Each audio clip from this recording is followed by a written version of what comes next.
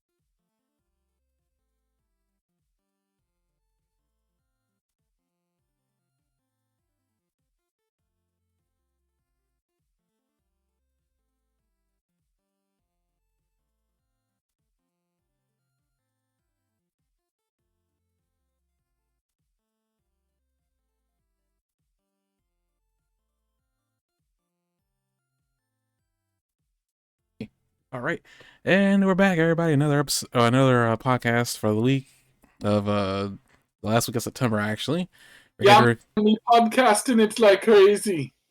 Jesus. You were pretty loud there and in a Jamaican accent. Okay, we fixed that. Uh, yeah, he's doing a Jamaican accent. Not sure for how I'm long. podcasting it like nobody's business, man. So good. I think we've been through this. I think that might be racist. I don't know.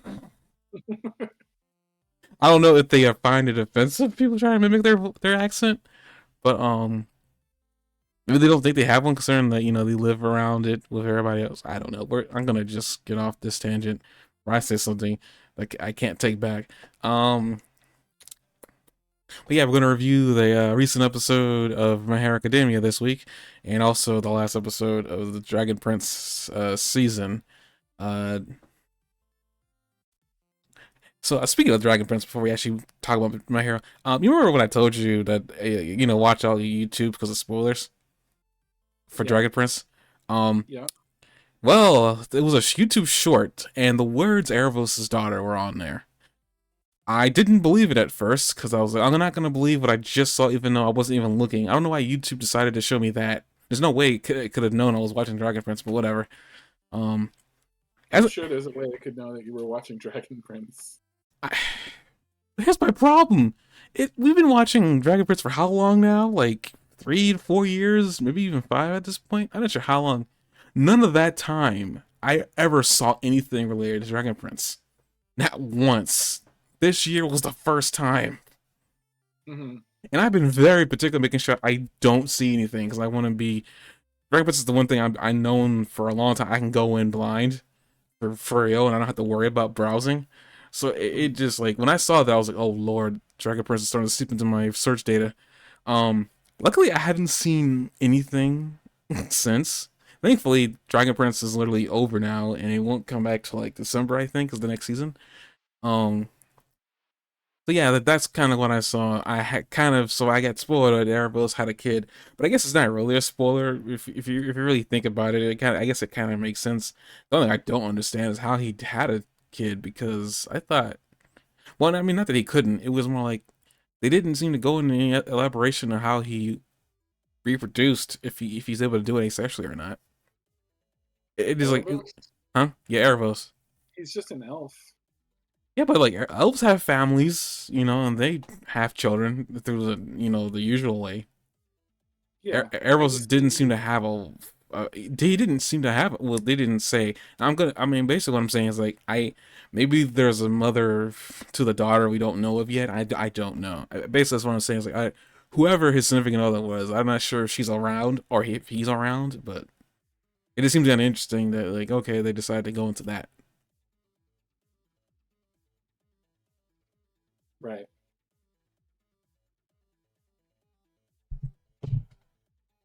So basically, I'm not trying to say it's weird that he had a kid. It was just like kind of weird that he didn't divulge if he had a significant other.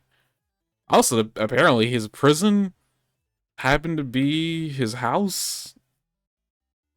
That was also weird. At least I think that's what it looked like. Cause I mean, where he was living looked like where he was imprisoned.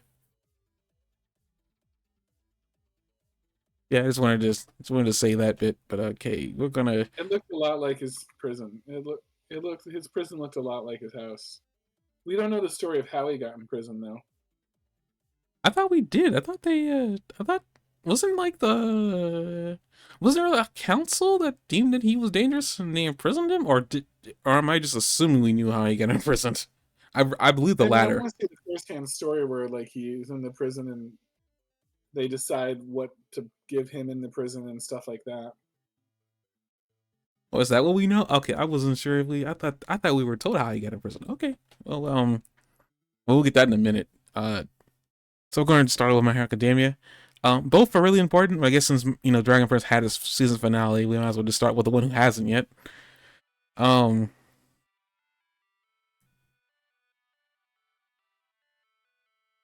so when I used to have music in the background, at least audible music. Hold up, let me.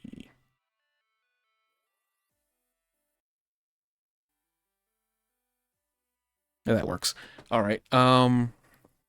Yeah, My Hero Academia. This was an interesting episode for a few reasons. We had a few confrontations. Hawks versus One for All, which ended with Hawks losing his quirk. Um, I don't know how I really ultimately feel. I mean, I feel bad that he lost his quirk, but it's like I guess ultimately of all the people that could have lost their power to One for All, he was probably the least offensive because like all Hawks's wings aid him with is was speed, and All for One's already kind of got that in spades. I don't know why he would need. Like, I mean, I guess he. I mean, when he steals it, he says that you got a surprising amount out of this quirk as he's stealing it. So, like, I mean, he was impressed at how much Hawks was able to get out of it. Also, this still image, I just gotta. Uh, there was an explosion prior to this, and then like all of a sudden, All for One is like, I guess in his, like, he must be a teenager or close to it, like young adult. Like, I mean, even talking honest, he got really young. He was like, geez, he looks really weird though. Like, he looks very angsty here, if I'm able to say that. I mean, what do you think of like All for One's look here?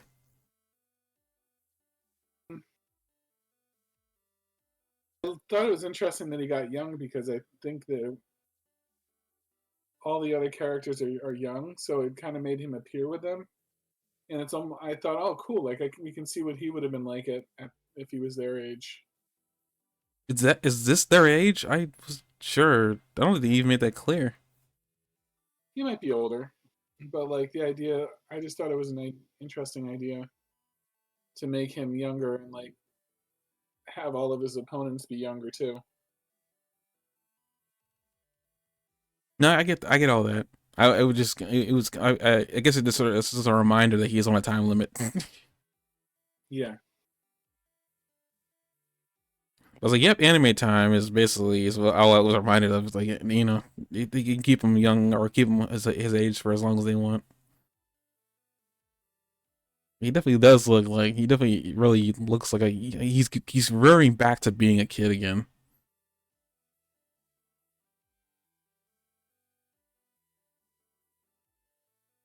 This must be like I could see him being in jail at this age. I'm not entirely sure. Well, I mean, they did try to imprison him. I don't think they did back when he was around. But like All for One started using like a lot more quirks. Apparently, I guess at some point he says that he's a, you know, that's what this is like reminding me. He reminds me of Gaara from Naruto. His look. That's what it was like bugging me. I Yeah, was like, I could totally see that. his look reminds me of Gaara because I was looking at him. I was like, man, there is something off about the way he. When that off was like, there's something reminding me of something. I just didn't know what it was. That's what it was. I just thought about it. It was freaking Gaara. I was like, oh shoot. Actually, you know, I'm about to look something up really quick. I want to see something. It'd be funny if that voice actor from Japan is voicing Gaara. I mean, voicing All for One here. What's his name? What's this person's name? Part One Gaara. What's this person's name? Can I even get the voice actor here? Oh, here he is. Or she. Kira Ishida. Search that.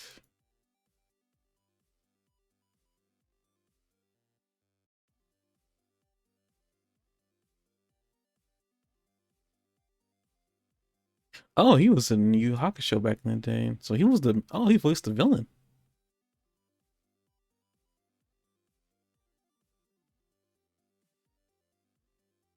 Fire Emblem case closed. Clamp, he was in that, huh? It was in Berserk. Outlaw Star.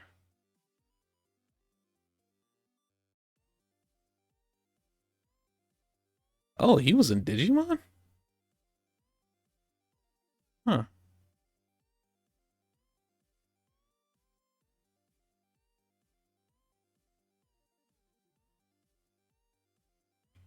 Oh, he was in Inuyasha.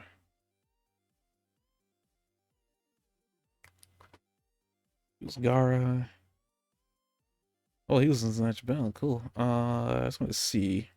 This is probably like a far-fetched look, but I just want to see if that is actually him. It's probably not. I need to really listen to Gara's Japanese voice again to even see there's a similarity.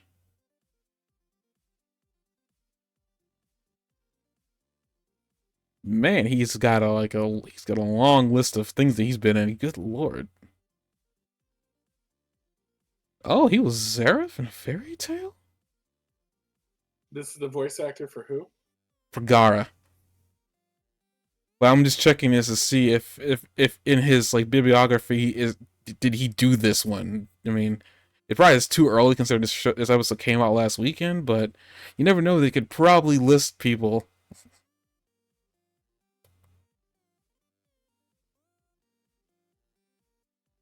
I'm just looking at some of the stuff that he's been on, just trying to make sure if I recognize any. Oh, I never did watch With the Blood Lad. Oh, he was a One Piece. Okay. Oh, he was in Parasite?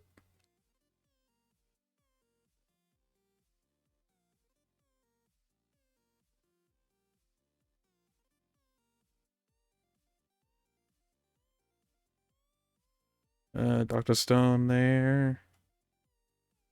Okay, I don't see it, so I don't think. Yeah. Oh well, I mean, it was a nice shot while it lasted. I wonder who that voice actor was then though. Huh. But okay, back to my hair. That's really good. But yeah, like that's what he was. I was like, huh, I was seeing something, but I wasn't sure what I saw. But as One for All is like making his way away from like Hawks, because like Hawks is trying to tail him along with Tsukiyomi, trying to um like you know prevent him from getting to Shigaraki. All of a sudden, as he's running away, Gigantomachia gets free. Now, at this point in the anime, I was like, oh crap, Machia is here. And then Machia attacks him. And I was shocked. I was like, wait, Machia's attacking, and then I forget about Shinzo, and Shinzo's on top of it. I was like, are you serious? Then I also forgot that Shinzo could like mimic voices. That was such a small power up they gave him back when they introduced him again after so long that I completely forgot that Shinzo had that ability.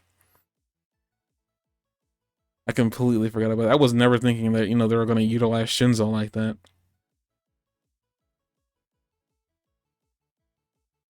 Being like, Gigantomachia is attacking One for All. Also read Riot's on there too, which is kind of shocking. Yeah, I think just because he was around when the thing happened. I mean, that is true. It was just one of those really random things. Like he was on, they're on the back of him. And you know, Gigantomachia is like being controlled by Shinzo, who's pretending to be One for All. Which I thought was kind of a cool touch that Shinzo learned All for One's voice. He was able to copy it. Like, that's an interesting use for that power that he's got too. I wouldn't even thought about doing that. But apparently, I guess they're gonna do, after that they show us that apparently like 5 minutes ago, earlier or 10 minutes earlier, they're showing everything that happened at the battlefield that Red Riot was a part of. And like it's the bad guys from many episodes ago that were a part of the got ambushed by the other heroes. Pretty much all the heroes that we forgot about are like here trying to keep them preoccupied. And also Mount Lady's here. Mount Lady's pretty pissed off. She spends most of this series pissed off, actually. Well, not most of it, but like here, like from here, like I would say Mount Lady's like my opinion on her has kind of changed a little bit because I remember when she first got introduced, she was always about like providing fan service kind of, but also trying to get money out of it, and that has periodically changed, throughout the course of her being in the show. I was like, oh. And she's actually trying to be helpful and try to stop the villains from getting out and trying to stop Gigantomachia from getting free. Unfortunately, she wasn't able to totally stop him, which is where Shinzo came into play, and like he was our backup plan. Pretty good backup plan. Is that a common writer in the? A what? No, sorry. This helmeted hero over here. He reminds me of what like of a common writer, which is just like a Power Ranger in Japan. But he just reminds me. He's kind of got the helmet. I mean, I think calling him a Power Ranger is probably more like insulty than anything else. Because I think the Kamen Rider are pretty cool. I think honestly they're probably better. At least the shows that I've been watching from that series have been really interestingly written. Um, Still kind of geared to young adults, but like, you can watch it older and still get something out of it. But that lady is trying to. Oh yes, right. The girl that can shrink things or has a roll that makes things bigger or whatever. Like she was helping Mount Lady with a giant wrench at first, and then I forgot what else she utilized. But that was interesting. On Gigantomachia, it was becoming a problem. But actually, we find out too that the little slime thing from episode 1 of season 1 came back and was also almost preventing Shinzo from getting free to help out. And then What a pain in the ass he is. yeah, he's been surprisingly useful for somebody, because he wasn't ever put in jail, right? Like All Might lost him, or did All Might get him back? I don't know. I think all we know is that All Might put him into like a water bottle. Yeah, that is true. Imagine that All Might had to urinate, and he's like, "Well, I just used this bottle," and like, but he's in there. It's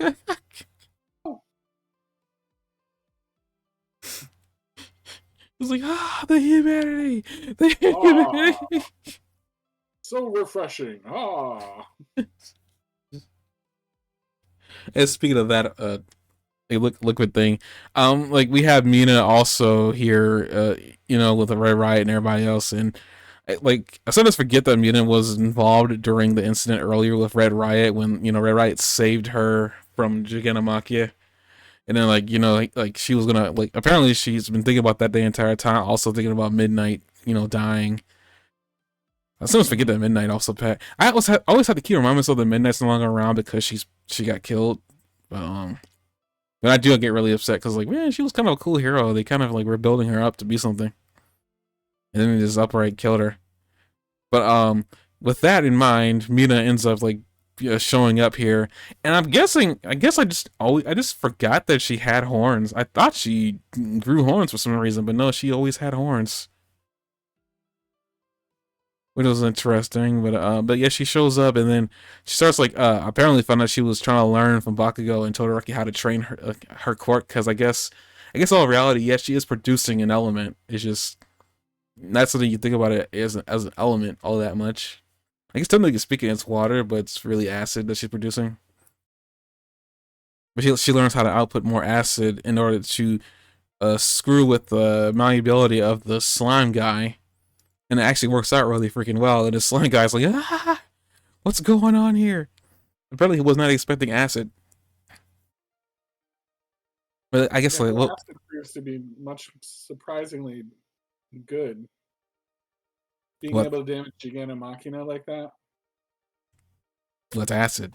I mean, as long as it's able to break down the, I guess the composition of something, I mean, it's acid. You can't do anything, but you can't stop acid once it gets on you. It just starts burning through things. But yeah, I was definitely Yeah. shocked that it burnt through this armor. I was like, good gracious. Oh, you had something to say? Sorry. No, I just thought Giganta Machina like would have like some armor on that would be harder to burn through, but like she burned through it almost immediately upon contact. And then they just kind of forget about it. Like the damage, you can't really see the damage later on. Well, I mean, yeah, I mean, she was trying to train to get, I guess maybe get more acid per, because it doesn't sound like she was getting the acid stronger. She was just trying to produce more of it. Yeah. But again, I guess like you can't really stop acid. You know, it's one of those things that just I don't even know how it's made, but you know, just it sounds like something that to me acid just sounds like something you can't stop. That is a really disturbing image of the acid man. I mean, the acid man, like slime man. But I guess it's, well, apparently it knocks him out anyway. But speaking of the interesting images, 1 minute. Let me. Can I? But like, I like how Mina actually kind of like looked up to midnight, and this is like what was pushing her. I forgot about that scene where she was learning from Yaoyoroza. And also another thing, a small thing too that we learn about Mina, and I guess it's her personality of like why she's always so friendly with people and she's able to get along with them because like she sees herself as weak, and in order to overcome that weakness, she she like always she finds herself with people and always goes with the strong people, or always like builds people around her, like making sure that she's always got people around her, I guess to make her stronger, or or make her feel less weak. It was an interesting way to like I guess characterize her because I never saw her like that, but that's probably the main reason behind it. Hmm. So it's kind of interesting too, like how Kirishima had his own issues and had his own feelings of weakness as well. And then at first it looked like Mina was burning herself with her acid, but I guess that wasn't what was happening.